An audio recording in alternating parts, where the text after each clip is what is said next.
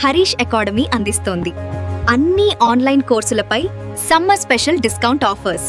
Group 2 SI, constable, GPO, JLM, code jobs మరియు JL, DL. Full course ఏదైనా ₹699 మాత్రమే. Course validity 6 నెలలు. ఈ ఆఫర్ ఏప్రిల్ 24 నుండి మే 2 వరకు మాత్రమే.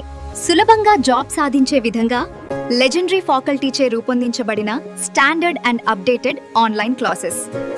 3 లక్షల మందికి పైగా పర్చేజ్ చేసిన ఆన్లైన్ క్లాసెస్. మరెందుకు ఆలస్యం? వెంటనే హరీష్ అకాడమీ యాప్ను డౌన్లోడ్ చేసుకోండి, ఆ విజయం సాధించండి. Harish the best academy. Phone 8341116915.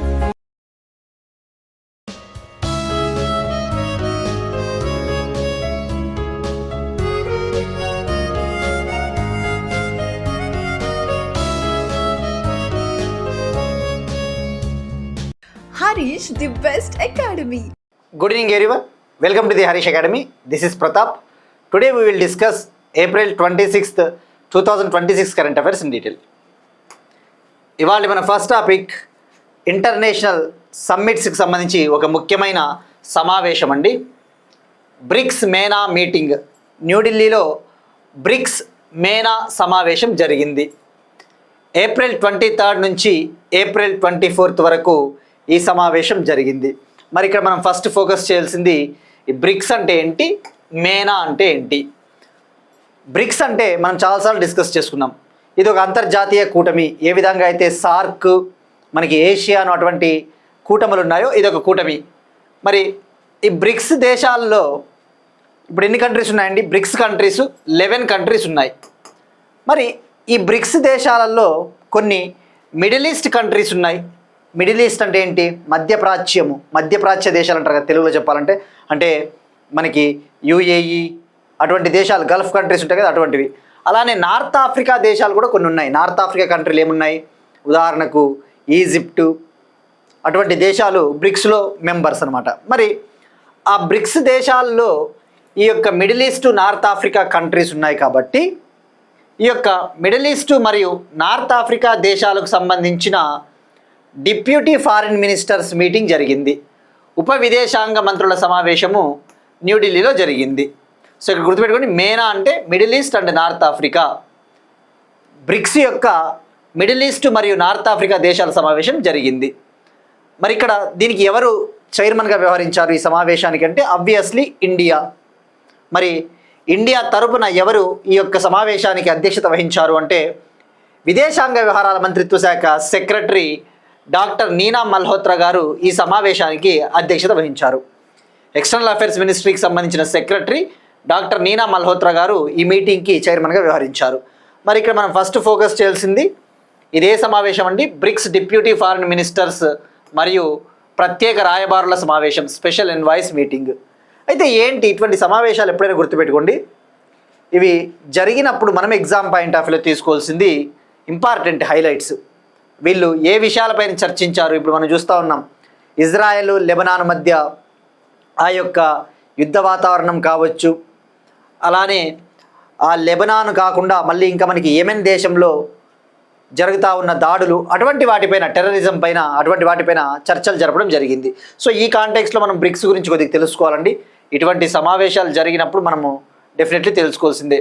మరి బ్రిక్స్ అనేది ఎప్పుడు ఏర్పాటైందండి? బ్రిక్స్ అనేది ఇది ఏర్పాటైంది 2009లో. ఇది ఏర్పాటైనప్పుడు 4 దేశాలే ఉండేవి. బ్రిక్ 2010లో సౌత్ ఆఫ్రికా జాయిన్ అయింది. తొలుత బ్రెజిల్, రష్యా, ఇండియా, చైనా ఈ 4 దేశాలే ఉండేవి. 2010లో సౌత్ ఆఫ్రికా జాయిన్ అయింది. మరి ఫస్ట్ బ్రిక్స్ సమావేశం అంటే 4 దేశాలే పాల్గొన్నాయి కాబట్టి ఫస్ట్ బ్రిక్స్ సమావేశం 2009లో రష్యాలోని ఎకటీన్బర్గ్లో జరిగింది. రష్యాలోని ఎకటీన్బర్గ్లో. మరి ఇక లాస్ట్ టైం మనం చాలాసార్లు డిస్కస్ చేసుకున్నాం 17th బ్రిక్స్ సమ్మిట్, 17వ బ్రిక్స్ సమావేశం 2025లో బ్రెజిల్లోని రియో డి జనీరోలో జరిగింది. మరి 2026 18వ బ్రిక్స్ సదస్సు ఇండియాలోని న్యూఢిల్లీలో సెప్టెంబర్లో జరగబోతూ ఉంది. మరి బ్రెజిల్ నుంచి మనం చైర్మన్ బాధ్యతలు ఎప్పుడు తీసుకున్నామండి బ్రిక్స్ సమావేశానికి, మీటింగ్కి? January 1, 2026 నుంచి ఇండియా బ్రిక్స్ అధ్యక్ష బాధ్యతలు చేపట్టింది. రైట్. మరి ఈ కాంటెక్స్లో బ్రిక్స్ కంట్రీస్ ఏమున్నాయండి? ఇప్పుడు బ్రిక్స్లో 11 కంట్రీస్ ఉన్నాయి. Brazil, Russia, India, China, south Africa, ఈ 5 దేశాలు. వీటితో పాటు Egypt, Ethiopia, Iran, UAE, United Arab Emirates, Indonesia, Saudi Arabia, ఈ 11 దేశాలు. మరి 18వ బ్రిక్స్ సదస్సు 2026లో జరగబోతోంది కాబట్టి థీమ్ గురించి తప్పకుండా తెలుసుకోవాలండి. ఇంకొకసారి గుర్తు చేసుకోవాలి. థీమ్ వచ్చేసి ఈ సంవత్సరం building for resilience, innovation, cooperation and sustainability. Building for resilience, innovation, cooperation and sustainability. ఇది మనకి సరిపోతుందండి. అయితే ఇక్కడ ఎగ్జామ్ పాయింట్ ఆఫ్ వ్యూలో మీరు కరెంట్ అఫైర్స్ వీడియో చూస్తున్నారంటే ఒక అర్థం ఉండాలి కదా. ఒక పదము ఒక మార్క్ అన్న మనకి యాడ్ అవ్వాలి వాల్యూ అడిషన్లో భాగంగా. మరి బ్రిక్ అనే పదాన్ని ఎవరు తొలుత ఉపయోగించారు? బ్రిక్ అంటే ఇటుక, రైట్. మరి ఈ బ్రిక్ అనే టర్మ్ని ఎవరు తొలుత ఉపయోగించారు? బ్రిటిష్ దేశానికి చెందిన, అంటే యునైటెడ్ కింగ్డమ్, బ్రిటిష్ దేశానికి చెందిన ఎకనామిస్ట్ జిమ్ ఓ నీల్ అనే వ్యక్తి ఈ పదాన్ని తొలుత ఉపయోగించాడు. ఇతను గోల్డ్మ్యాన్ సాచెస్ ఈ రేటింగ్ కంపెనీలో ఎకనామిస్ట్గా పనిచేసేవాడు. మరి ఇటువంటి ఎగ్జామ్లు అడుగుతాడండి. అందుకే నేను ప్రీవియస్ ఇయర్స్ పెడతా ఉంటా. మీకు ఏది చెప్పినా కూడా ఎగ్జామ్ ట్రెండ్స్కి తగ్గట్టు చెప్పడమే మన ముఖ్య ఉద్దేశము. సో మీరు ఇక్కడ చూస్తే ఈ బ్రిక్స్ అనే పదం ఏదైతే ఉందో 2001లో ఈ పదాన్ని ఎవరు తొలుత ఉపయోగించారు? Who coined the term BRICS in 2001 అంటే ఆన్సర్ జిమ్ ఓ నీల్ అండి. ఇది ఎప్పుడు ఏ ఎగ్జామ్లో అడిగారంటే 2016లో జరిగిన ఉత్తరాఖండ్ పబ్లిక్ సర్వీస్ కమిషన్ ప్రిలిమ్స్లో అండి. ఇక్కడ అన్ని రాష్ట్రాలకు సంబంధించినవి క్వశ్చన్ పేపర్లు పెడితే మీకు ఒక అవగాహన వస్తుందండి. యాజ్ ఎ కరెంట్ అఫైర్స్ ఫ్యాకల్టీగా స్పూన్ ఫీడింగ్ కాదు ముఖ్యము, అవగాహన తీసుకురావాలి ఎలా అడుగుతున్నాడు అని, అంతే. తద్వారా మీరు ఇంకా వాల్యూ అడిషన్ చేసుకుంటారు మన వీడియో విన్న తర్వాత. నెక్స్ట్ వన్, మరొక ముఖ్యమైన స్కీమ్ అండి. రాష్ట్రాలకు మూలధన పెట్టుబడి కోసం ప్రత్యేక సహాయ పథకం కింద 5,000 కోట్ల ప్రోత్సాహక పథకాన్ని ఏర్పాటు చేసిన గనుల మంత్రిత్వ శాఖ. రాష్ట్రాలకు మూలధన పెట్టుబడి కోసం ప్రత్యేక సహాయ పథకం SASCI అనే స్కీమ్ కింద 5,000 crore ప్రోత్సాహక పథకాన్ని ఏర్పాటు చేసిన గనుల మంత్రిత్వ శాఖ. మినిస్ట్రీ ఆఫ్ మైన్స్ స్టేట్ గవర్నమెంట్స్కి అవసరమైన క్యాపిటల్ ఇన్వెస్ట్మెంట్ అందించడం కోసం. ఇక్కడ మూలధన పెట్టుబడి అంటే క్యాపిటల్ ఇన్వెస్ట్మెంట్ అండి. క్యాపిటల్ ఇన్వెస్ట్మెంట్ అంటే ఏంటి? ఇప్పుడు మనకి ఇన్ఫ్రాస్ట్రక్చర్, మౌలిక వసతి ప్రాజెక్టులు, ఉదాహరణకు ఇరిగేషన్ ప్రాజెక్టులు అయినా, రోడ్లైనా, రైల్వేస్ అయినా, టెలికాం ఇన్ఫ్రాస్ట్రక్చర్ అయినా, ఇటువంటివి భారతదేశానికి దేశ అభివృద్ధికి ఉపయోగపడే రంగాలలో పెట్టుబడులు పెడితే అది క్యాపిటల్ ఇన్వెస్ట్మెంట్ అంటారు. రెవెన్యూ ఇన్వెస్ట్మెంట్, రెవెన్యూ ఎక్స్పెండిచర్ అంటే ఏంటి? రెవెన్యూ వ్యయం అంటే ఏంటి? సబ్సిడీలు, ఎంప్లాయీస్కి ఇచ్చే జీతాలు, ఇవన్నీ కూడా రెవెన్యూ ఎక్స్పెండిచర్. ఇప్పుడు మనకి ఎలక్షన్లలో పథకాలు ఇష్టానుసారం ప్రవేశపెడతా ఉంటారు, అదంతా రెవెన్యూ వ్యయమే, అనవసరం కదా అది. ఫ్రీబీస్ అంటారు, ఉచిత పథకాలు. క్యాపిటల్ ఇన్వెస్ట్మెంట్ ఎప్పుడైనా రాష్ట్రాలకు అవసరము. మరి ఆ రాష్ట్రాలకు అవసరమైన క్యాపిటల్ ఇన్వెస్ట్మెంట్ని అందించడం కోసము భారత ప్రభుత్వం SASCI అనే ఒక స్కీమ్ని లాంచ్ చేసింది గతంలో.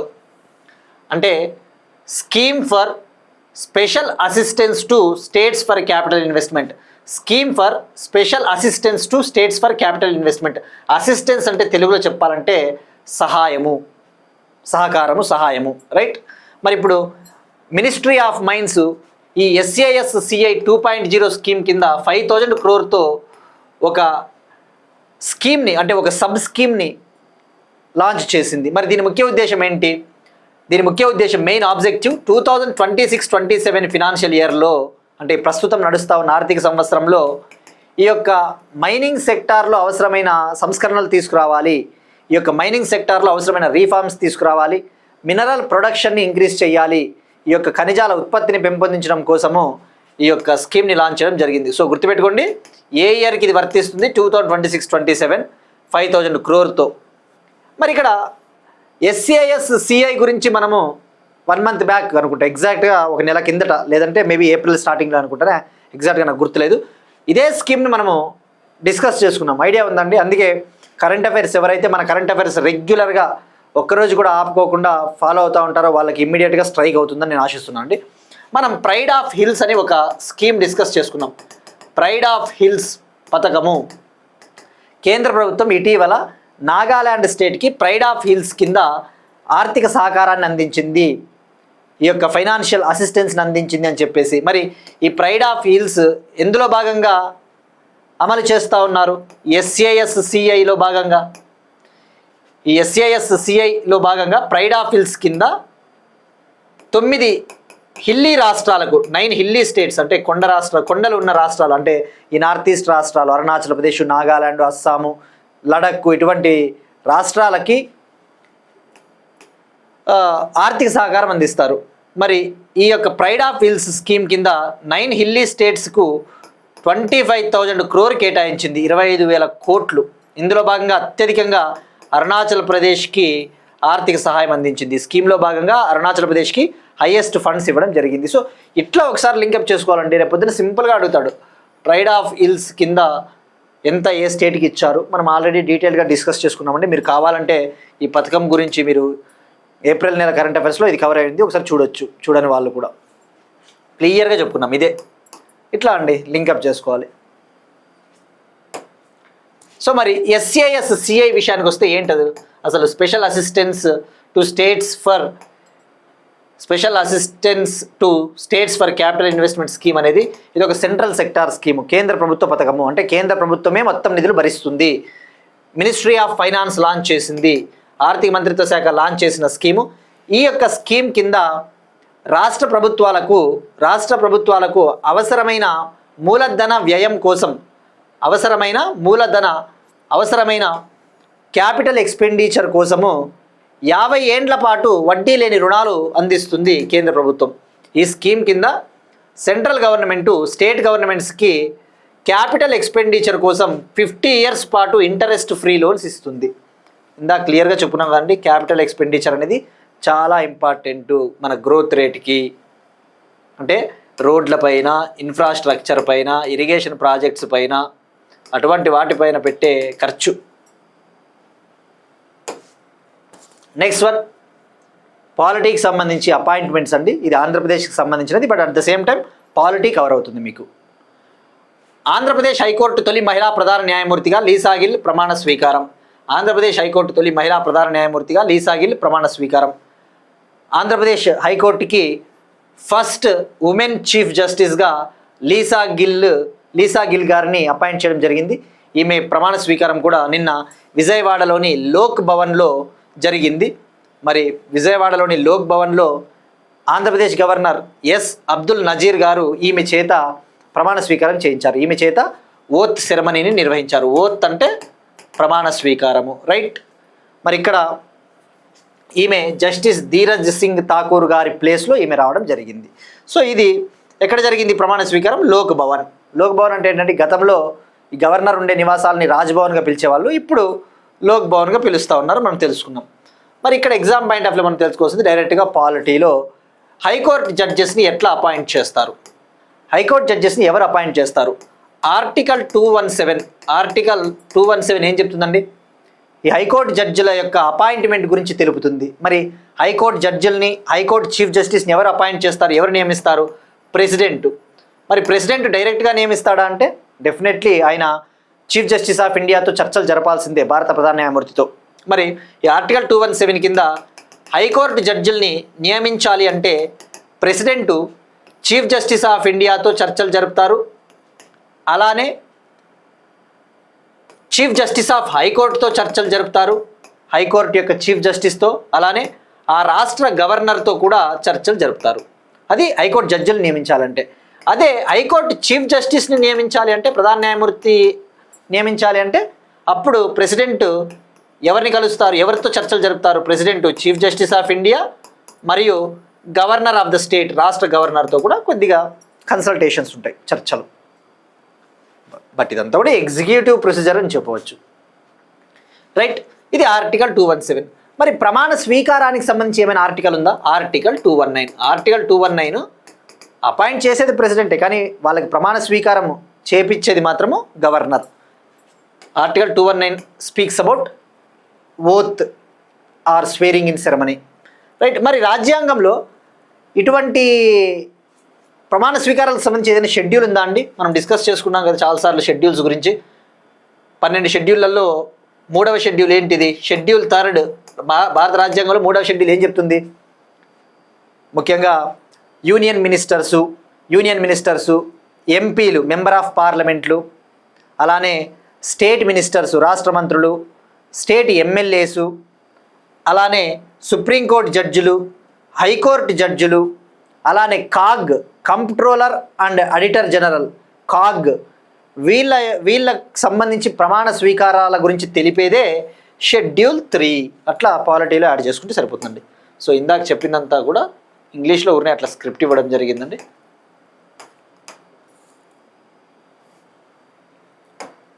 ఇక మరి క్వాలిఫికేషన్స్ ఏముంటాయి? హైకోర్టు జడ్జి ఒక 2 పాయింట్లు తెలుసుకోవాల్సిందే అండి పాలిటీ పాయింట్ ఆఫ్ వ్యూలో. ఒక హైకోర్టు జడ్జి నియమించాలి అన్నా, లేదంటే హైకోర్టు చీఫ్ జస్టిస్గా నియమితులు కాబడాలి అంటే కొన్ని క్వాలిఫికేషన్స్ ఉంటాయి. అతను భారత పౌరుడై ఉండాలి, సిటిజన్ ఆఫ్ ఇండియా ఉండాలి. అలానే భారతదేశంలోని ఏదో ఒక ప్రాంతంలో న్యాయ వ్యవస్థలో 10 ఏళ్ల పాటు, కనీసం 10 ఏళ్ల పాటు పనిచేసి ఉండాలి. భారతదేశంలోని ఏదైనా ఒక ప్రాంతంలోని న్యాయ వ్యవస్థలో 10 ఏళ్ల పాటు లేదా అంతకంటే ఎక్కువైనా ఓకే, 10 ఇయర్స్ పాటు, మినిమం 10 ఇయర్స్ పాటు పనిచేసి ఉండాలి. లేదా ఒక రాష్ట్ర హైకోర్టులో 10 ఏళ్ళు లేదా 10 ఏళ్ల పాటు, కనీసం 10 ఏళ్ల పాటు అడ్వకేట్గా పనిచేసి ఉండాలి, లాయర్గా పనిచేసి ఉండాలి. అవి క్వాలిఫికేషన్స్, అర్హతలు. సిటిజన్ ఆఫ్ ఇండియా అయి ఉండాలి. అలానే ఇండియాలోని ఏదో ఒక టెరిటరీలో, ఏదో ఒక ప్రాంతంలో 10 ఇయర్స్ పాటు జ్యుడిషియల్ ఆఫీస్లో వర్క్ చేసి ఉండాలి. లేదా ఇది అండ్ కాదు, లేదా ఈ రెండిట్లో ఏదో ఒకటి సాటిస్ఫై చేసినా సరిపోతుంది. లేదా ఏదైనా ఒక స్టేట్ హైకోర్టులో ఒక 10 ఇయర్స్ పాటు అడ్వకేట్గా వర్క్ చేసి ఉండాలి. మరి వీళ్ళ యొక్క హైకోర్టు జడ్జిలు, హైకోర్టు చీఫ్ జస్టిస్ యొక్క టెన్యూర్ ఎంత ఉంటుంది? ఎంతకాలం పదవీ కాలం వచ్చేసి tenure until the age of 62 years, అంటే వాళ్ళకి 62 ఏళ్ళు వచ్చేంత వరకు. మరి వీళ్ళని ఎవరు రిమూవ్ చేస్తారు? తొలగించేది ప్రెసిడెంటే అండి, గుర్తుపెట్టుకోండి. అపాయింట్ చేసేది ప్రెసిడెంటే, తొలగించేది, రిమూవ్ చేసేది కూడా ప్రెసిడెంటే. వీళ్ళు ఒకవేళ రిజైన్ చేయాలి అనుకున్నా, రాజీనామా చేయాలనుకున్నా కూడా ప్రెసిడెంట్కి రెసిగ్నేషన్ లెటర్ సబ్మిట్ చేయొచ్చు. సో ఇది సరిపోతుందండి పాలిటిక్స్ సంబంధించి. ఇక నెక్స్ట్ వన్, ఆంధ్రప్రదేశ్కి సంబంధించి ఒక స్పెసిఫిక్ టాపిక్ అండి. మంగళగిరిలో ఈగల్ హెడ్ క్వార్టర్స్ ప్రారంభం. ఆంధ్రప్రదేశ్లోని మంగళగిరిలో ఈగల్ సంస్థ హెడ్ క్వార్టర్స్ లాంచ్ చేయడం జరిగింది, ఇనాగ్రేట్ చేశారు. మరి దీన్ని ఆంధ్రప్రదేశ్ డీజీపీ హరీష్ కుమార్ గుప్తా గారు దీన్ని ప్రారంభించారు నిన్న. మరి ఇక్కడ ఎగ్జామ్ పాయింట్ ఆఫ్ వ్యూ ఏంటి అసలు ఈగల్ ఏంటి? ఆంధ్రప్రదేశ్లో ఈగల్ అనే ఒక బాడీని ఏర్పాటు చేశారు. ఈ యొక్క నార్కోటిక్ డ్రగ్స్ పైన పోరాడడం కోసం, నార్కోటిక్స్ మత్తు పదార్థాలని కంట్రోల్ చేయడం కోసం ఈగల్ అనే ఒక లా ఎన్ఫోర్స్మెంట్ ఏజెన్సీ, ఒక లా ఎన్ఫోర్స్మెంట్ అంటే ఒక చట్ట సంస్థ, దీన్ని ఏర్పాటు చేశారు. ఈగల్ అంటే అబ్రివేషన్ చాలా ఇంపార్టెంట్ అండి. Elite anti narcotics group for law enforcement, elite anti narcotics group for law enforcement. దీన్ని మంగళగిరిలో దీని హెడ్ క్వార్టర్స్ లాంచ్ చేశారు. ఇక్కడ అమరావతి ఆప్షన్ ఇచ్చిన అమరావతి కూడా కరెక్టే అవ్వచ్చండి, ఎందుకంటే మంగళగిరి అనేది అమరావతి పరిధిలోనే ఉంటుంది, CRDA, capital region development authority పరిధిలోనే ఉంటుంది. మరి అలానే ఆంధ్రప్రదేశ్ ప్రభుత్వం ఒక నిర్ణయం తీసుకునింది. ఈ నార్కోటిక్ డ్రగ్స్ పైన పోరాడడం కోసము మొదటి దశలో భాగంగా పోలీసులకి 10,000 డ్రగ్ టెస్టింగ్ కిట్లను కూడా మేము అందించబోతా ఉన్నాము. ఆ తర్వాత మరొక 10,000 డ్రగ్ టెస్ట్ కిట్లను కూడా అందించబోతా ఉన్నాము అని చెప్పేసి చెప్పడం జరిగింది. సో గుర్తుపెట్టుకోండి, ఫస్ట్ ఫేజ్లో భాగంగా ఈ డ్రగ్స్ని టెస్ట్ చేయడం కోసం, డ్రగ్స్ని కంట్రోల్ చేయడం కోసం 10,000 డ్రగ్ టెస్టింగ్ కిట్స్ని పోలీస్కి డిస్ట్రిబ్యూట్ చేస్తారు. ఆఫ్టర్ దట్ మరొక 10,000 ఇవ్వడం జరుగుతుంది. ఇక అలానే ప్రభుత్వానికి ఒక ప్రతిపాదన చేశారు ఈ యొక్క ఈగల్ సంస్థ. ఏమని అంటే ఆంధ్రప్రదేశ్లో నార్కోటిక్ కేసులు, ఈ యొక్క నార్కోటిక్స్ మత్తు పదార్థాల కేసుల్ని త్వరితగతిన విచారించడానికి 13 స్పెషల్ కోర్ట్స్ని ఏర్పాటు చేయండి అని చెప్పేసి ఒక ప్రపోజల్ పెట్టారు. ఈ నార్కోటిక్స్ కేసెస్ని ఫాస్ట్ ట్రాక్గా ఎంక్వైరీ చేయడం కోసం 13 స్పెషల్ కోర్ట్స్ని ప్రపోజ్ చేశారు. ప్రతిపాదన ఒకవేళ ఏర్పాటు అయిన తర్వాత మళ్ళీ అప్డేట్ చేసుకుందాం, బట్ యాజ్ ఆఫ్ నౌ 13 ప్రతిపాదన చేశారు. నెక్స్ట్ వన్, తెలంగాణకు సంబంధించి ఒక ఇంపార్టెంట్ టాపిక్ అండి. అమ్మకు అక్షరమాల కార్యక్రమం, అమ్మకు అక్షరమాల ప్రోగ్రామ్. ఇవాళ వెలుగు న్యూస్ పేపర్లో ఒక టాపిక్, ఒక ఇంపార్టెంట్ టాపిక్ ఇవ్వడం జరిగిందండి. తెలంగాణ గవర్నమెంటు ఈ యొక్క మహిళా సంఘాల సభ్యుల్ని చైతన్యపరచాలి, ఈ యొక్క మహిళా సంఘాల సభ్యులకు అవసరమైన అక్షరాస్యతను అందించాలి అని చెప్పేసి అమ్మకు అక్షరమాల అనే ఒక ప్రోగ్రామ్ని లాస్ట్ ఇయర్ లాంచ్ చేసింది. ఆ యొక్క స్కీమ్ గురించి, ఆ యొక్క ప్రోగ్రామ్ గురించి ఈమె వివరించడం జరిగింది. ఎవరు వివరించారు? మంత్రి సీతక్క గారు వివరించడం జరిగింది. మరి ఏంటి అసలు? తెలంగాణ గవర్నమెంటు అక్టోబర్ 2025లో అమ్మకు అక్షరమాల అనే ఒక ప్రోగ్రామ్ని లాంచ్ చేశారు. ఇది 16 వీక్ ప్రోగ్రామ్, 16 వారాల ప్రోగ్రామ్. ఇందులో భాగంగా తెలంగాణలోని సెల్ఫ్ హెల్ప్ గ్రూప్స్ ఏవైతే ఉంటాయో, స్వయం సహాయక సంఘాల మహిళలు, ఆ సెల్ఫ్ హెల్ప్ గ్రూప్ ఉమెన్ అందరికీ కూడా లిటరసీని అందించాలి, అక్షరాస్యతను అందించాలి. ఎవరైతే ఫార్మల్ ఎడ్యుకేషన్ని మధ్యలో ఆపేసి ఉంటారో, ఈ యొక్క చదువును మధ్యలో ఆపేసి ఉంటారో వాళ్ళకి హయ్యర్ ఎడ్యుకేషన్ అందించాలి, లిటరసీని అందించాలి అని చెప్పేసి ఈ యొక్క ప్రోగ్రామ్ని లాంచ్ చేయడం జరిగింది. మరి దీన్ని అమలు పరిచేది ఎవరు అంటే సెర్ప్ సంస్థ. సెర్ప్ అంటే ఏంటండి? Society for the elimination of rural poverty. గ్రామీణ ప్రాంతాల్లో పేదరికాన్ని నిర్మూలించే ఒక సంస్థ society for elimination of rural poverty దీన్ని నిర్వహిస్తుంది. ఈ యొక్క ప్రోగ్రాంలో భాగంగా తెలంగాణలో సెల్ఫ్ హెల్ప్ గ్రూప్ మహిళలకి విలేజ్ లెవెల్లో, గ్రామ స్థాయిలో వాలంటీర్ల ద్వారా వాళ్ళకి చదువులు అందజేయడం జరుగుతుంది, సెర్ప్ వాలంటీర్ల ద్వారా. సో మరి ఇక్కడ ఈ ప్రోగ్రాం విషయానికి వస్తే, ఈ ప్రోగ్రాం లాంచ్ చేసినప్పటి నుంచి ఇప్పటికే సుమారుగా 6 లక్షల మందికి బేసిక్ రీడింగ్ స్కిల్స్ నేర్పించడం జరిగింది. అంటే like basic reading, writing skills 6 lakh మెంబర్స్కి ఆల్రెడీ బెనిఫిట్ చేకూరింది. సో ఇది ఇలాంటివి ఎగ్జామ్లలో అండి, గ్రూప్ 1 యూపీఎస్సీ ఇలాంటివి ఎవరైనా ప్రిపేర్ అవుతూ ఉంటే డిస్క్రిప్టివ్లో భలే రాయొచ్చు. Case studies, examples.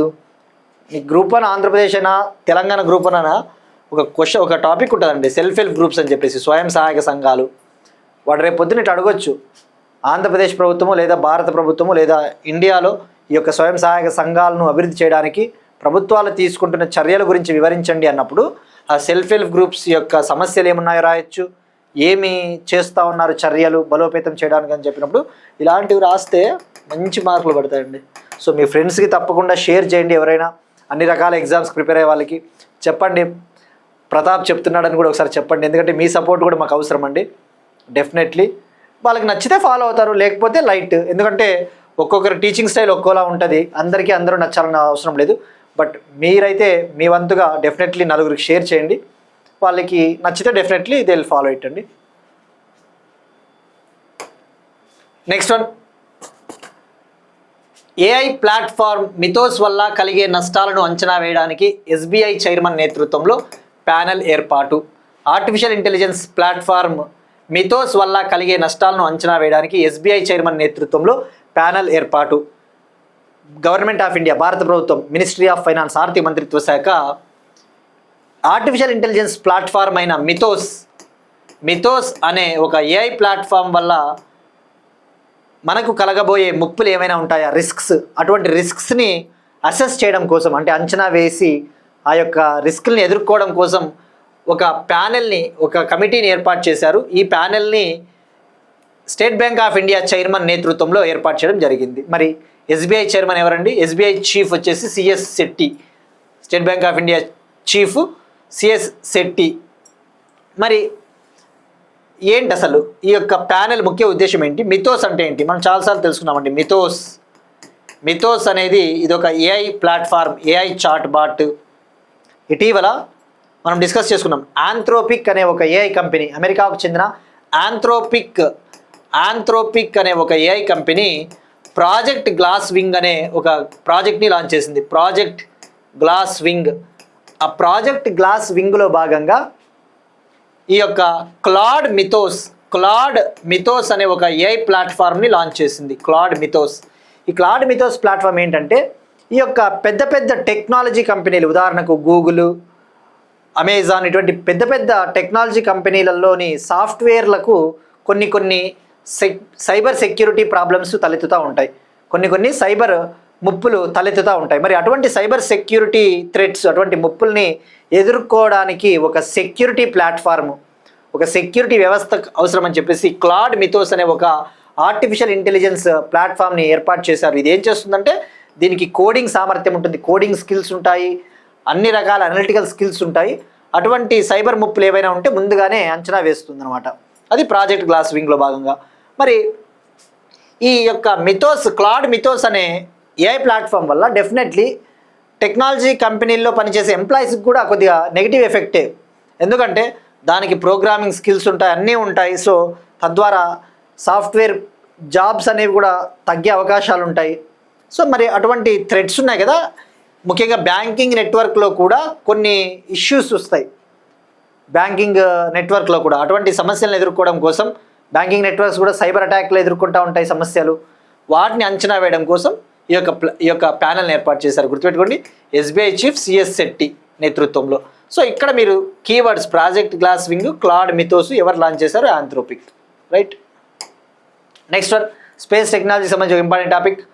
ఆర్టెమిస్ ఒప్పందాలపై సంతకం చేసిన 63వ దేశంగా జోర్డాన్. ఆర్టెమిస్ ఒప్పందాలపై సంతకం చేసిన 63వ దేశంగా Jordan. Jordan country Artemis agreements పైన సైన్ చేసిన 63rd కంట్రీగా అవతరించింది. మరి ఇక్కడ Jordan became the 63rd nation to sign the Artemis accords. First ఇక్కడ ఆర్టెమిస్ అకార్డ్స్ అంటే ఏంటో తెలుసుకోవాలండి. మీరు ఇక్కడ చూస్తే నేను ఎందుకు ఇలాంటి ఇమేజెస్ పెడతాను, కంటెంట్తో కూడిన ఇమేజ్లు పెడతాను అంటే మీకు ఆస్పిరెంట్స్కి మళ్ళీ చెప్పేది ఒకటే అండి. మీరు కరెంట్ అఫైర్స్ వీడియో వినేటప్పుడు వీలైతే పాస్ చేసుకొని ఇమేజ్లో ఏముందో అబ్జర్వ్ చేయండి. ఆ ఇమేజ్లోనే మీకు సగం కంటెంట్ దొరుకుతుంది. ఇక్కడ ఏమన్నాడు, ఆర్టెమిస్ అకార్డ్స్ కింద టైటిల్ ఏముందండి, United for peaceful exploration of deep space అన్నాడు. అంటే ఏంటి, ఈ యొక్క అంతరిక్షాన్ని మనము చాలా శాంతియుతంగా వాడుకోవడం కోసము తీసుకొని వచ్చిన ఒప్పందాలు ఇవి. రైట్. ఇది ఆర్టెమిస్ అకార్డ్స్ అనేవి నాసా లాంచ్ చేసిన ఒక ఒప్పందము. నాసా అమెరికాకు చెందిన national aeronautics space administration, NASA అంతరిక్ష సంస్థ మరికొన్ని దేశాలతో కలిసి దీన్ని లాంచ్ చేయడం జరిగింది. 2020లో లాంచ్ చేయడం జరిగింది. మరి ఏంటి దీని ముఖ్య ఉద్దేశం? ఆర్టెమిస్ అకార్డ్స్ అంటే ఒప్పందాలు అని అండి తెలుగులో చెప్పాలంటే. మరి వీటి ముఖ్య ఉద్దేశం ఏంటి అంటే, మనకి ఇప్పుడు చూస్తూ ఉన్నాం వివిధ దేశాలు చంద్రుడిపైకి కావచ్చు, మూన్ పైకి, మార్స్ గ్రహం పైకి అంటే అంగారక గ్రహం పైకి, వివిధ రకాల గ్రహాలపైకి స్పేస్ మిషన్స్ లాంచ్ చేస్తూ ఉంటారు. కానీ ఆ స్పేస్ మిషన్స్ లాంచ్ చేసినప్పుడు చాలా సమస్యలు ఎదుర్కొంటాయి ఈ మిషన్స్. ఎందుకు, మనకి ఈ అంతరిక్షంలో అంతరిక్ష శకలాలు ఎక్కువగా పేరుకొనిపోతాయి. అంతరిక్ష వ్యర్థాలు అంటారు కదా, వేస్ట్. అంటే ఏంటి అంతరిక్ష శకలాలు అంటే ఏంటి? ఇప్పుడు అంతరిక్షంలో తోక చుక్కలు, ఆస్టిరాయిడ్స్, గ్రహ శకలాలు ఇవన్నీ కూడా పేరుకొనిపోతూ ఉంటాయి. అవి వస్తూ ఉంటాయి, వేగంగా దూసుకొని వస్తూ ఉన్నప్పుడు ఈ యొక్క స్పేస్ మిషన్స్ని ఢీకొంటూ ఉంటాయి. చాలా డేంజరు. అంతెందుకు, మనకి వివిధ దేశాలు శాటిలైట్లని, రాకెట్లని లాంచ్ చేసినప్పుడు అక్కడ మిగిలిపోయిన భాగాలన్నీ కూడా అక్కడే అంతరిక్షంలో మిగిలిపోతాయి. మరి అటువంటి వాటిని నివారించడానికే కదా మనం ఇప్పుడు రీయూజబుల్ రాకెట్స్, పునర్వినియోగించదగిన రాకెట్లను అభివృద్ధి చేస్తూ ఉన్నాం. మరి వీటినే గ్రహ శకలాలు, అంతరిక్ష వ్యర్థాలు అంటారు. మరి అటువంటి ఆ యొక్క డీప్ స్పేస్ని అంతెందుకు మనం ఇప్పుడు చూస్తూ ఉన్నాం, అంతరిక్షంలో వివిధ రకాల విన్యాసాలు చేపడతా ఉంటాయి కొన్ని దేశాలు, కొన్ని లైక్ అగ్రెసివ్ యాక్టివిటీస్, మిలిటరీ విన్యాసాలు, స్పేస్లో కూడా మిలిటరీకి సంబంధించిన ఆపరేషన్స్ చేపడతా ఉంటాయి. అంటే వేరే దేశాలకు చెందిన శాటిలైట్లను కూల్చేయడము, ఇవన్నీ కూడా. తద్వారా ఏమవుతుంది, ఆ యొక్క డీప్ స్పేస్ అంతరిక్షం అనేది పీస్ఫుల్గా లేదు, శాంతియుతంగా వాడుకోకపోతే మనం నష్టపోతాం. సో అది ముఖ్య ఉద్దేశం. ఇది క్లియర్గా అర్థమవుతుందని నేను ఇంత క్లియర్గా చెప్తున్నానండి. సింపుల్గా చెప్పేయచ్చు, కానీ బిగినర్స్ కూడా ఉంటారు, విన్న వాళ్ళకు కూడా ఈజీగా గుర్తుండిపోతాయి. నెక్స్ట్ టైము మీకు అసలు రివిజన్ లేకుండా కూడా అంత గుర్తుండేలాగా చెప్పాలనేది తాపత్రయం అండి. సో మరి ఇక్కడ మీరు చూస్తే ఆర్టెమిస్ అకార్డ్స్ విషయానికి వస్తే ఒక ట్రీటీ ఉంటుందండి, outer space treaty 1967.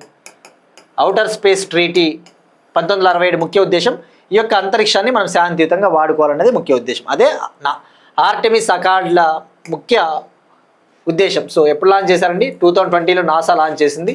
Artemis space exploration ప్రోగ్రాంలో భాగంగా ఇవి అంతర్జాతీయ ఒప్పందాలు. ఇవి గుర్తుపెట్టుకోండి, ఇవి చట్టబద్ధమైనవి కాదు, నాన్ బైండింగ్. అంటే వీటికి ఉండాల్సిన అవసరం ఏమీ లేదు, నాన్ బైండింగ్. ఈ పాయింట్ చాలా ఇంపార్టెంట్. నాన్ బైండింగ్ అంటే వీటిని ఉల్లంఘిస్తే వచ్చే నష్టమేమీ లేదేమో, అంటే అలా పెట్టుంటారు. ఖచ్చితంగా ఫాలో అవ్వాలి అంటే ఎవరు జాయిన్ అవుతారు? జాయిన్ కారు కదా. మరి దీన్ని మెయిన్గా నడిపించేది అమెరికా. మరి దీంతో పాటు ఫౌండింగ్ కంట్రీస్ వచ్చేసి అమెరికాతో పాటు మరో 7 కంట్రీలు ఫౌండింగ్ దేశాలండి, అంటే వ్యవస్థాపక దేశాలు. ఇవి ఏర్పాటైనప్పుడు వీటిని ఏర్పాటు చేసింది ఓవరాల్గా 8 దేశాలు. America 1, Australia, Canada, Italy, Japan, Luxembourg, United Arab Emirates, UK. ఇవి ఫౌండింగ్ కంట్రీస్. ఇప్పుడు ఓవరాల్గా జోర్డాన్తో కలుపుకొని 63 దేశాలు. ఇండియా కూడా ఇందులో మెంబర్ అన్న విషయం గుర్తుపెట్టుకుని ఇండియా కూడా సంతకం చేసింది. ఇది మోర్ దాన్ ఎనఫ్ అండి. నెక్స్ట్ టైం మీకు ఈజీగా అర్థమైపోతుంది. ఇక్కడ ఇంకొక పాయింట్ చెప్తానండి, చాలా ఎక్సలెంట్ పాయింట్, చాలా బ్యూటిఫుల్ పాయింట్. మీరు రేపు పొద్దున ఏ బుక్ చదివినా గ్రూప్ 2 స్పేస్ టెక్నాలజీ చదువుతారు, ఈ టర్మ్ లేదు అంటే కొద్దిగా చూసుకోవాల్సినది. కెస్లర్ సిండ్రోమ్ అని ఒకటి ఉంటుందండి term. Kessler syndrome compulsory space technology ఏదైనా ఒక బుక్ చదివితే ఇది లేదు అంటే స్పేస్ టెక్నాలజీ ఇన్కంప్లీటే ఆ బుక్లో. కెస్లర్ సిండ్రోమ్ అంటే ఇప్పుడు మనం చూస్తున్నాం కదా, తక్కువ భూకక్ష పరిధిలో, లోయర్ ఆర్బిట్లో, తక్కువ భూకక్ష పరిధిలో కూడా చాలా అంతరిక్ష వ్యర్థాలు పేరుకుపోతున్నాయి. దీన్నే స్పేస్ డెబ్రిస్ అంటారు. మరి ఆ స్పేస్ డెబ్రిస్ ఆ సమస్య, ఆ ముప్పునే కెస్లర్ సిండ్రోమ్ అంటారు. సిండ్రోమ్ అంటే ఏంటి? ఒక వ్యాధి కదా, ఇది కూడా ఒక వ్యాధి లాంటిదే. కెస్లర్ సిండ్రోమ్ అంటే ఏంటి? Kessler syndrome is a term used to refer the space debris which is located in the lower orbit.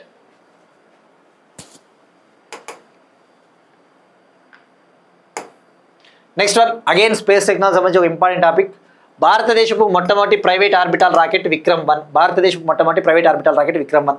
India's first private orbital rocket Vikram 1. Telangana chief minister Revanth Reddy గారు భారతదేశపు మొట్టమొదటి ప్రైవేట్ ఆర్బిటల్ రాకెట్ విక్రమ్ 1ని దీన్ని జెండా ఊపి ప్రారంభించారు. అంటే ఇది లాంచ్ చేయలేదు ఇంకా.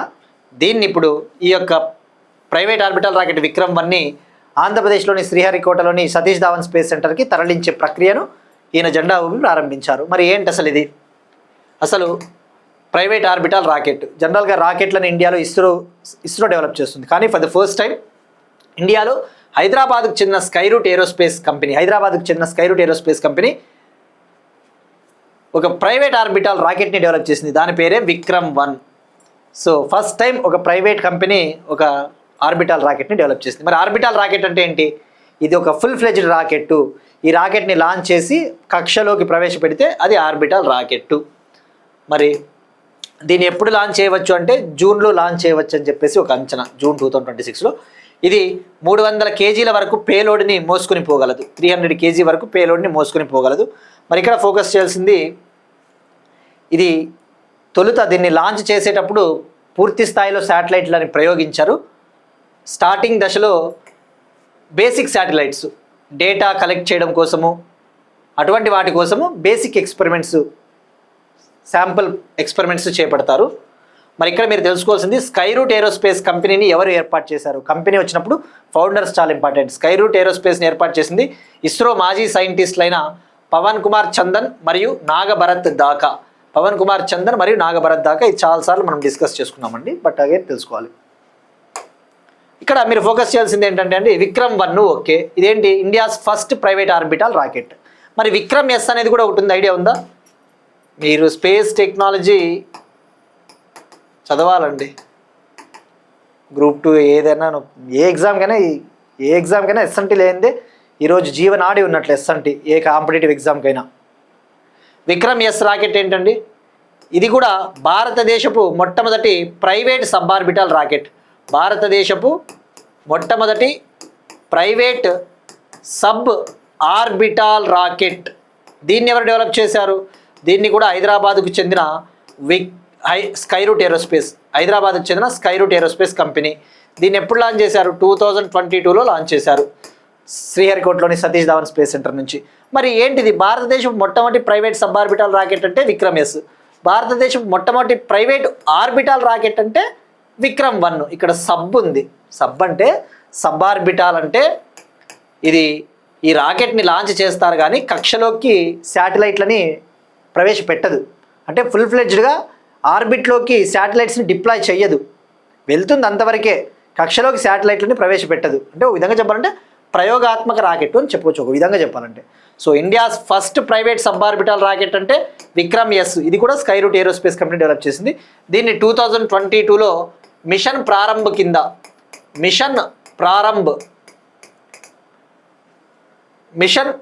కింద దీన్ని లాంచ్ చేయడం జరిగిందండి. నెక్స్ట్ వన్ అగైన్ టెక్నాలజీకి సంబంధించి INS Sudarshini, Indian naval ship Sudarshini. INS Sudarshini తొలిసారిగా స్పెయిన్లోని canary ఐలాండ్స్కు చేరుకునింది.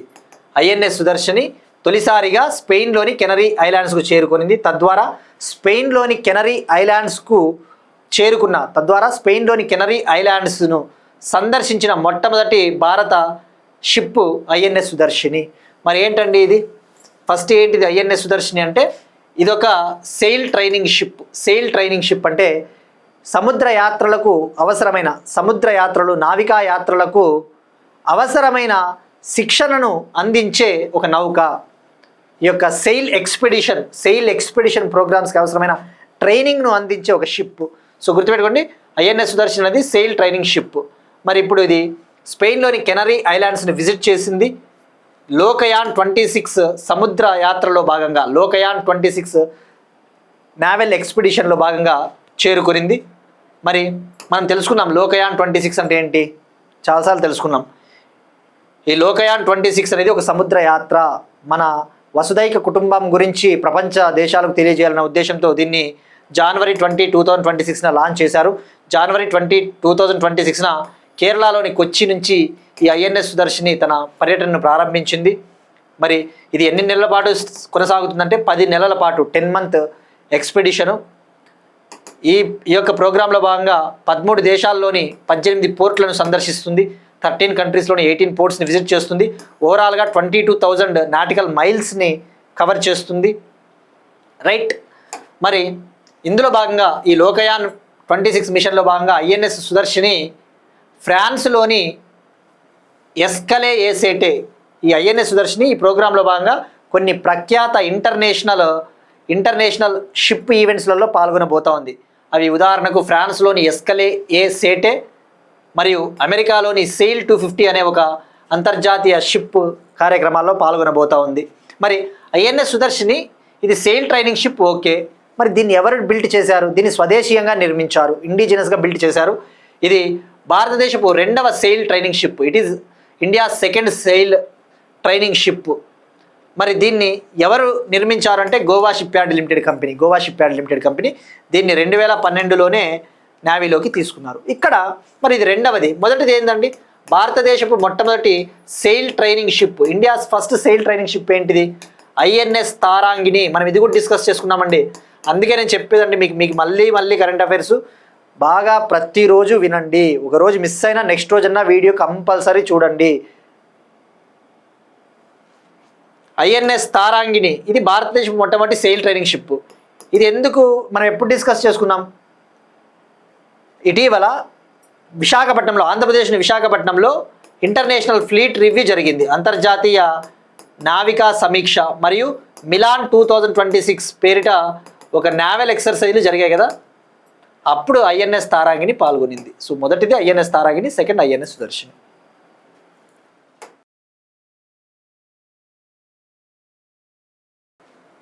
Next one again defence technology సంబంధించి ఒక ఇంపార్టెంట్ టాపిక్ వార్తల్లో ఉందండి. భారతదేశపు మొట్టమొదటి స్వదేశీ wire guided heavy weight torpedo.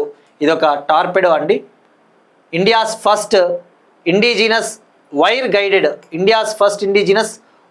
Guided torpedo, heavy weight torpedo అండి. హెవీ వెయిట్ అంటే చాలా బరువు ఉండే టార్పెడో. మరి దీన్ని డెవలప్ చేసి విశాఖపట్నంలోని నావెల్ సైన్స్ అండ్ టెక్నాలజికల్ ల్యాబొరేటరీకి భారత్ డైనమిక్స్ లిమిటెడ్ సంస్థ అందించింది. మరి ఇక్కడ తెలుసుకోవాల్సింది ఈ టార్పెడో అంటే ఏంటండి? టార్పెడో అంటే ఇవి జనరల్గా సబ్మెరైన్స్ నుంచి లాంచ్ చేసే ఒక అండర్ వాటర్ మిస్సైల్. ఈ యొక్క జలాంతర్గాముల నుంచి లాంచ్ చేసే ఒక అండర్ వాటర్ క్షిపణి అని చెప్పవచ్చు. ఇలా ఉంటాయి, ఇక్కడ మీరు చూస్తే ఇలా ఉన్నాయి. ఇదొక జలాంతర్గామి సబ్మెరైన్ నుంచి లాంచ్ చేస్తూ ఉన్నారు. మరి ఎందుకు లాంచ్ చేస్తారు వీటిని, టార్పెడోస్ని? శత్రు దేశాలకు చెందిన సబ్మెరైన్స్ని నాశనం చేయాలంటే. మనం డిస్కస్ చేసుకున్నాం కదండి ఇటీవల.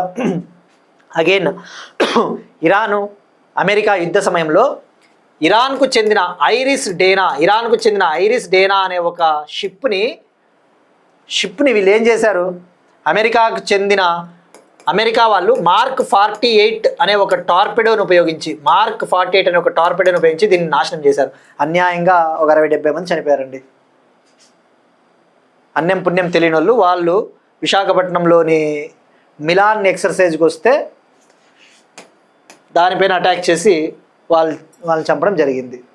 సో ఇవన్నీ కూడా కొన్ని ఇంటర్నేషనల్ రూల్స్కి ఇటువంటి వైలేషన్స్ అండి. ఎప్పుడు కూడా మీరు చూడండి ఐక్యరాజ్యసమితి, యునైటెడ్ నేషన్స్ ఇటువంటి వాటిని ఖండిస్తుంటుంది, ఎందుకంటే ఇవన్నీ కూడా రాంగ్. మరి మార్క్ 48 టార్పిడో మీకు ఎగ్జాంపుల్స్ తెలియాలి కాబట్టి నేను చెప్తున్నా. మార్క్ 48 టార్పిడోని ఉపయోగించి ఐరిస్ డేనాని నాశనం చేసింది. మరి వాళ్ళు ఏ సబ్మెరైన్ నుంచి లాంచ్ చేశారు? అమెరికా వాళ్ళు యుఎస్ఎస్ చార్లొట్టే అనే ఒక సబ్మెరైన్ నుంచి. అట్లా. సో ఇప్పుడు క్లారిటీ వచ్చింది కదండి టార్పిడో అంటే. మరి దీన్ని ఎవరు డెవలప్ చేశారు అంటే యాక్చువల్లీ దీన్ని సంయుక్తంగా డెవలప్ చేశారు. హైదరాబాద్లోని భారత్ డైనమిక్స్ లిమిటెడ్ సంస్థ, హైదరాబాద్లోని భారత్ డైనమిక్స్ లిమిటెడ్ మరియు విశాఖపట్నంలోని డిఆర్డిఓ లేబొరేటరీ అయిన naval science and technology laboratory కలిసి సంయుక్తంగా జాయింట్గా దీన్ని డెవలప్ చేశారు. ఇప్పుడు దీన్ని ఎన్ఎస్టిఎల్కి అందించడం జరిగింది. మరి ఈ ఎన్ఎస్టిఎల్ ఏం చేస్తుంది? విశాఖపట్నంలోని ఎన్ఎస్టిఎల్ కూడా ఈ యొక్క అండర్ వాటర్ వెపన్స్ని డెవలప్ చేస్తుంది. మరి వరుణాస్త్ర అనేది ఒకటి ఉంది కదండి. వరుణాస్త్ర అనే ఒక టార్పెడో మనము గతంలో ఆల్రెడీ వరుణాస్త్ర అనే ఒక హెవీ వెయిట్ టార్పెడోని అభివృద్ధి చేశారు. ఎవరు అభివృద్ధి చేశారు? దీన్ని కూడా అభివృద్ధి చేసింది హైదరాబాద్లోని భారత్ డైనమిక్స్ లిమిటెడ్ సంస్థ మరియు విశాఖపట్నంలోని NSTL laboratory. Right. Next one project Dantak 66వ ఆవిర్భావ దినోత్సవం. ప్రాజెక్ట్ దంతక్ యొక్క 66th రైజింగ్ డే సెలబ్రేషన్స్ ఇటీవల జరిగాయండి. ఏప్రిల్ 24న ఈ సెలబ్రేషన్స్ భూటాన్లో జరిగాయి. భూటాన్లోని థింపూ సిటీలో, భూటాన్ రాజధాని అయిన థింపూ సిటీలో ఇవి జరిగాయి. మరి ఏంటి అసలు ఇది ప్రాజెక్ట్ దంతక్ అనేది? ఇది బార్డర్ రోడ్స్ ఆర్గనైజేషన్కి చెందిన ఒక ప్రాజెక్టు. మరి ఈ బార్డర్ రోడ్స్ ఆర్గనైజేషన్ అంటే ఏంటి? ఇది మినిస్ట్రీ ఆఫ్ డిఫెన్స్ కింద ఉండే ఒక సంస్థ. ఇది ఇండియాలోని బార్డర్ రీజియన్స్ ఏవైతే ఉంటాయో ఆ బార్డర్ రీజియన్స్లలో అవసరమైన మౌలిక వసతులు, అవసరమైన రోడ్లు అటువంటివి వేస్తూ ఉంటుంది. మరి ఈ ప్రాజెక్ట్ దంతక్ అనే దాన్ని బార్డర్ రోడ్స్ ఆర్గనైజేషను 1961 ఏప్రిల్లో లాంచ్ చేసింది. 1961 ఏప్రిల్ 24న లాంచ్ చేసింది. ఇది భూటాన్ కోసం లాంచ్ చేసిన ఒక ప్రాజెక్టు. భూటాన్లో రోడ్స్ని, ఇన్ఫ్రాస్ట్రక్చర్, మౌలిక వసతులను అభివృద్ధి చేయడానికి లాంచ్ చేసిన ప్రాజెక్టు. మరి ఈ సంవత్సరం ఏప్రిల్ 24న 66వ రైజింగ్ డే సెలబ్రేషన్స్, వ్యవస్థాపక సెలబ్రేట్ చేసుకోవడం జరిగింది. సో మరి ఈ ప్రాజెక్ట్ దంతక్ కింద ఇప్పటికే భూటాన్లో సుమారుగా 1500 కిలోమీటర్స్కి పైగా రోడ్స్ని కన్స్ట్రక్ట్ చేశారు, నిర్మించారు. మరి బార్డర్ రోడ్స్ ఆర్గనైజేషన్ ఎప్పుడు ఏర్పాటైందండి? ఇది మే 7th 1960లో ఏర్పాటైంది. మే 7th 1960లో బీఆర్ఓ ఏర్పాటైంది. ఏప్రిల్ 24th 1961న ప్రాజెక్ట్ దంతక్ని లాంచ్ చేశారు. మరి బీఆర్ఓ హెడ్ క్వార్టర్స్ ఎక్కడండి? New Delhi. BRO ministry of defence కింద ఉంటుంది, రక్షణ మంత్రిత్వ శాఖ కింద ఉంటుంది. Next one IITs news. వార్తలో ఉన్న ఐఐటీలు. ప్లాస్టిక్ వ్యర్థాల నుంచి స్వచ్ఛ హైడ్రోజన్, ధన్బాద్ ఐఐటి పరిశోధకుల ఘనత. ప్లాస్టిక్ వ్యర్థాల నుంచి స్వచ్ఛ హైడ్రోజన్, ధన్బాద్ ఐఐటి పరిశోధకుల ఘనత. ఐఐటి ధన్బాద్కు చెందిన సైంటిస్టులు ప్లాస్టిక్ వేస్ట్ నుంచి క్లీన్ హైడ్రోజన్ ఫ్యూయల్ని, ఒక స్వచ్ఛ హైడ్రోజన్ ఇంధనాన్ని ఉత్పత్తి చేసే టెక్నాలజీని కనుగొన్నారు. ఈ టెక్నాలజీ వచ్చేసి ప్లాస్మా రియాక్టర్ ఆధారిత technology, plasma reactor based technology. మరి ఈ టెక్నాలజీని ఉపయోగించి ప్లాస్టిక్ వేస్ట్ని ప్రాసెస్ చేస్తారు. ఈ యొక్క ప్లాస్టిక్ చెత్తని ప్రాసెస్ చేసి వాల్యుబుల్ బై ప్రోడక్ట్స్ని, వాల్యుబుల్ ఉత్ప్రేరకాలని ఉత్పత్తి చేస్తారు. తద్వారా హైడ్రోజన్ గ్యాస్ ఉత్పత్తి అవుతుంది. అలానే కార్బన్ నానో ట్యూబ్స్ అనే ఒక బై ప్రోడక్ట్స్ కూడా ఉత్పత్తి అవుతాయి ఈ ప్రాసెస్లో భాగంగా. కార్బన్ నానో ట్యూబ్స్ అనేవి ఇవి నానో టెక్నాలజీలో భాగమండి. ఈ కార్బన్ నానో ట్యూబ్స్ని చాలా ఇండస్ట్రీల్లో ఉపయోగిస్తారు. అంటే వీటిని నిజంగా చెప్పాలంటే ఎలక్ట్రానిక్ పరికరాల్లో కావచ్చు, ఎలక్ట్రానిక్ ఎక్విప్మెంట్, అలానే బుల్లెట్ ప్రూఫ్ జాకెట్స్, ఇటువంటి వాటిని తయారు చేయాలి అంటే ఈ కార్బన్ నానో ట్యూబ్స్, ఈ నానో టెక్నాలజీ ప్రోడక్ట్స్ని ఉపయోగిస్తారు. దీని నుంచి, ఈ ప్లాస్టిక్ వ్యర్థాల నుంచి హైడ్రోజన్ ఉత్పత్తి చేసేటప్పుడు ఇది ఒక బై ప్రోడక్ట్గా వస్తుంది. సో మరి ఐఐటి ధన్బాద్ని ఏమని పిలుస్తారు? ఇండియన్ స్కూల్ ఆఫ్ మైన్స్గా కూడా పిలుస్తారు. Indian school of mines. So గుర్తుపెట్టుకోండి, ఇది ప్లాస్మా రియాక్టర్ ఆధారిత technology. Next one appointments. NITI Aayog ఉపాధ్యక్షుడిగా ఆర్థికవేత్త అశోక్ లాహిరి. నీతి ఆయోగ్ ఉపాధ్యక్షుడిగా ఆర్థికవేత్త అశోక్ లాహిరి. నీతి ఆయోగ్ ఒక ఫేమస్ ఎకనామిస్ట్ అశోక్ కుమార్ లాహిరి గారిని వైస్ చైర్పర్సన్గా నియమించింది. మరి నీతి ఆయోగ్ అంటే ఏంటండి? ఇది ఒక థింక్ ట్యాంకు. ఇది January 1st 2015లో ఏర్పాటైంది. January 1st 2015 union cabinet resolution ద్వారా, ఒక తీర్మానం ద్వారా ఏర్పాటైంది. ఇది చట్టబద్ధమైన సంస్థ కూడా కాదు, ఇదేం స్టాట్యుటరీ బాడీ కాదు, అలా అని చెప్పి రాజ్యాంగబద్ధ సంస్థ కూడా కాదు. ఇది చట్టం ద్వారా ఏర్పాటు కాలేదు, అలా అని చెప్పి రాజ్యాంగబద్ధంగా ఏర్పాటు కాలేదు. It is not a statutory body and also not a constitutional body. ఇది కేవలం ఒక తీర్మానం, ఒక రెజల్యూషన్ ద్వారా కేబినెట్ ఏర్పాటు చేసింది. మరి దీని ముఖ్య ఉద్దేశం ఏంటి? మనకి ఇండియాలో సస్టైనబుల్ డెవలప్మెంట్ గోల్స్, సుస్థిరాభివృద్ధి లక్ష్యాలు ఎలా సాధించాలి, అలానే వివిధ రాష్ట్రాల మధ్య కోఆపరేటివ్ ఫెడరల్ స్ఫూర్తి, సమాఖ్య స్ఫూర్తిని ఏ విధంగా కాపాడాలి అనే దానిపైన ఎప్పటికప్పుడు సలహాలు ఇవన్నీ కూడా ఇస్తుంటుంది. మరి నీతి అంటే ఏంటి? National institution for transforming India, national institution for transforming India.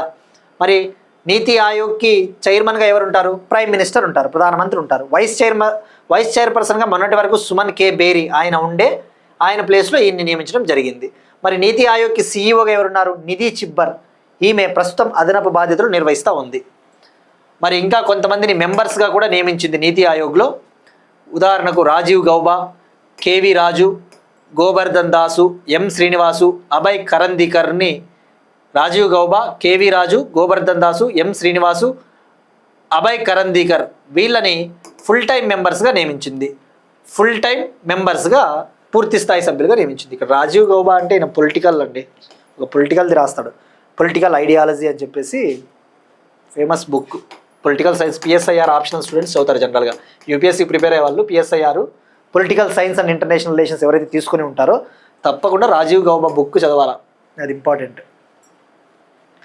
ఇక మీరు చూస్తే మరి కంపోజిషన్, ఈ నీతి ఆయోగ్కి చైర్పర్సన్గా ప్రైమ్ మినిస్టర్ ఉంటారు. ఈ నీతి ఆయోగ్కి గవర్నింగ్ కౌన్సిల్ ఉంటుందండి. ఈ గవర్నింగ్ కౌన్సిల్లో అంటే పరిపాలనా మండలి, ఈ పరిపాలనా మండలిలో పిఎం ఉంటారు, వివిధ రాష్ట్రాలు అలానే అసెంబ్లీలు ఉన్న కేంద్ర పాలిత ప్రాంతాల యొక్క ముఖ్యమంత్రులు ఉంటారు, CMs of all states and UTs. అలానే అసెంబ్లీలు లేని కేంద్ర పాలిత ప్రాంతాల యొక్క లెఫ్టినెంట్ గవర్నర్స్ ఇందులో మెంబర్స్గా ఉంటారు. అలానే ఎక్స్ అఫీషియో మెంబర్స్ ఉంటారు. ఎక్స్ అఫీషియో మెంబర్స్ వీళ్ళు క్యాబినెట్ మినిస్టర్స్ ఉంటారు, మ్యాక్సిమం 4 అపాయింట్ చేస్తారు. యూనియన్ కౌన్సిల్ ఆఫ్ మినిస్టర్స్ వీళ్ళని అపాయింట్ చేసేది ప్రైమ్ మినిస్టరు, మ్యాక్సిమం 4 ఉంటారు. వైస్ చైర్పర్సన్ ఇప్పుడు ఎవరు? ఈయనే. ఫుల్ టైం మెంబర్స్, అలానే ప్రత్యేక ఆహ్వానితులు కూడా ఉంటారు, స్పెషల్ ఇన్వైటీస్. ఇందులో జనరల్గా ఎక్స్పర్ట్స్ ఉంటారు, సబ్జెక్ట్ నాలెడ్జ్ ఉన్న వాళ్ళు ఉంటారు. ఇది నీతి ఆయోగ్ గురించి అండి. ఇక నెక్స్ట్ వన్, ఇంపార్టెంట్ డేస్, వార్తల్లో ముఖ్యమైన దినోత్సవాలు.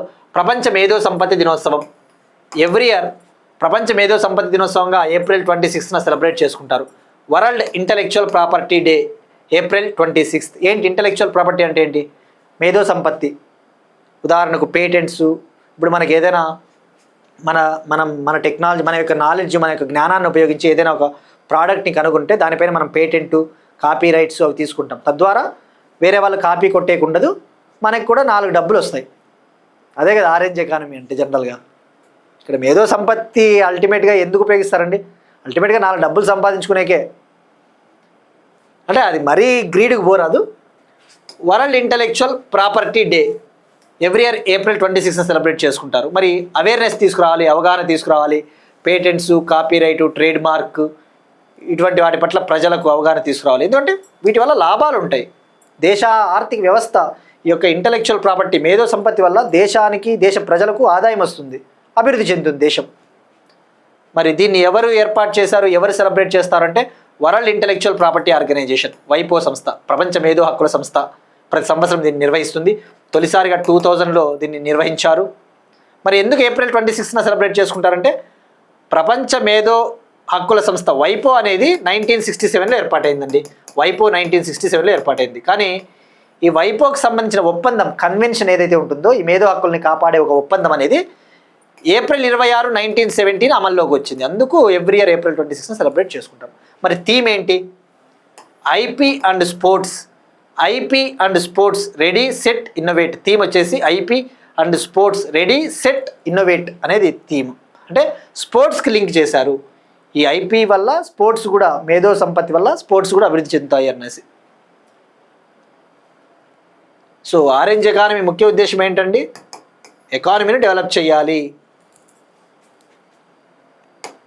మరి వైపో 1967లో ఏర్పాటైంది. ఇది యుఎన్ ఏజెన్సీ అండి, గుర్తుపెట్టుకోండి.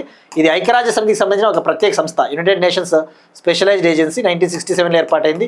దీని హెడ్ క్వార్టర్స్ జెనీవా, స్విట్జర్లాండ్. ఇందులో 194 మెంబర్ కంట్రీస్ ఉంటాయి. ఇండియా కూడా మెంబర్ అన్న విషయం గుర్తుపెట్టుకోండి, ఇండియా కూడా మెంబర్. ఇక ఇవాళ క్వశ్చన్ అండి, మనం డిస్కస్ చేసుకున్నాం నేషనల్ పాలసీ అండ్ బయోఫ్యూయల్స్ 2018. మరి ఈ పాలసీ ప్రకారము మనము E20 ఇథనాల్ బ్లెండింగ్ టార్గెట్ని మనము ఒరిజినల్ టార్గెట్ ఎప్పుడు నిర్ణయించుకున్నాము, తర్వాత దీనికి ఎప్పుడు సవరణ చేశారు, అమెండ్మెంట్ ఎప్పుడు చేశారు, ఆ సవరణ చేసిన తర్వాత టార్గెట్ ఇయర్ని ఎప్పటికి మనం నిర్దేశించుకున్నాము. ఇక అలానే నేషనల్ పంచాయతీరాజ్ డే గురించి ఎప్పుడు సెలబ్రేట్ చేసుకుంటామో ట్రై చేయండి. ఇక నిన్న అడిగిన question, India Africa forum summit 2026 ఈసారి న్యూఢిల్లీలో జరగబోతోంది. ఇది 4th ఎడిషన్ అండి, 4వ ఎడిషన్. ఇక ఆఫ్రికన్ యూనియన్లో 55 కంట్రీస్ ఉంటాయండి. దీని హెడ్ క్వార్టర్స్ ఇథియోపియాలోని అడ్డిస్ అబబా. ఇవి ఇవాళ కరెంట్ అఫైర్స్. మనం ఒకసారి క్విక్గా రీక్యాప్ చూద్దాం. బ్రిక్స్ మేనా meeting New Delhi.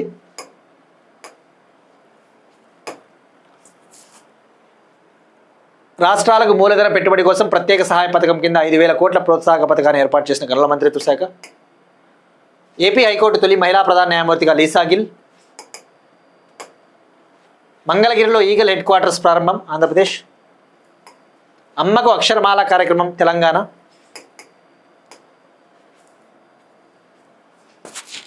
AI platform Mythos వల్ల కలిగే నష్టాలను అంచనా వేయడానికి ఎస్బీఐ చైర్మన్ నేతృత్వంలో ప్యానెల్ ఏర్పాటు. ఆర్టమిస్ ఒప్పందాలపై సంతకం చేసిన 63వ దేశంగా జోర్డాన్. భారతదేశం మొట్టమొదటి private orbital rocket Vikram one. INS Sudarshini. భారతదేశం మొట్టమొదటి స్వదేశీ wire guided heavy weight torpedo. Project Dantak. Plastic వ్యర్థాల నుంచి స్వచ్ఛ హైడ్రోజన్, ధన్బాద్ ఐఐటి పరిశోధకుల ఘనత.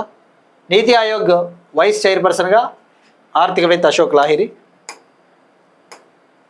World intellectual property day April 26th. That's it. These are today's current affairs. We'll meet you again tomorrow and thank you everyone.